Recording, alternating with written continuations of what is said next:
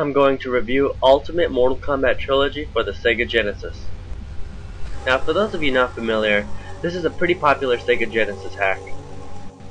Nevertheless, it's still pretty obscure and most emulation sites don't carry it. This game has every character that has ever been in a 2D Mortal Kombat, and you also have every version of a character. So you have 4 Sub-Zeros, 3 Liu Kangs, 3 Johnny Cages, and so on. You'll also notice there's 2 different Shao Kahns. While they look exactly the same, the reason there's 2 is because the Mortal Kombat 2 Shao Kahn and the Mortal Kombat 3 Shao Kahn fought differently. One also obscure thing is that Mortal Kombat Trilogy for the Nintendo 64 and the PlayStation had a secret character called Chameleon. Chameleon on the PlayStation was based off all the male ninja characters, but on the Nintendo 64, Chameleon was a female based off Melina, Jade, and Katana.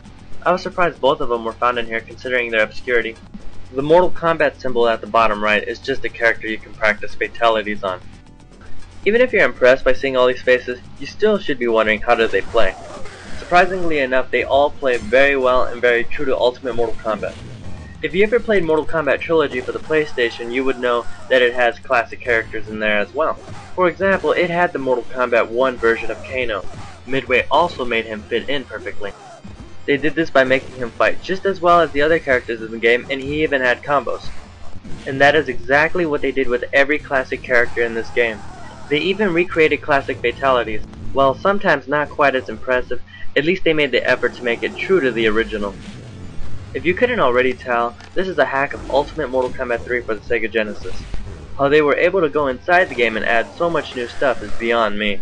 Having been a fan of these series since the very beginning, I can tell you whoever's responsible for making this knows the series very well.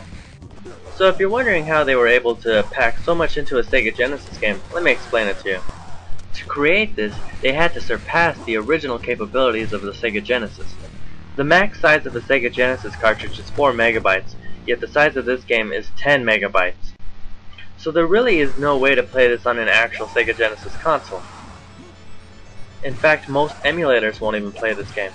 So even if you get your hands on this ROM, you still need an emulator that plays it right. So you have to get a hold of the hacked ROM as well as the hacked emulator. But I found them both easily using a search engine. I really found this game to be a gratifying experience, if not even more so than Mortal Kombat Trilogy. Even when I played Mortal Kombat Trilogy when it first came out for the PlayStation, I thought, how great would it be if every classic character was included as well. It shows the creator of this had that exact same idea, and fortunately, they were able to execute it. Now, even though you can easily nitpick a lot of the little problems with this game, I found this to be a very impressive ROM, and they showcase more than you would ever expect from the Sega Genesis. I give this game an A. Now, it may be a little buggy, and some things can be improved, but all in all, this is a great game.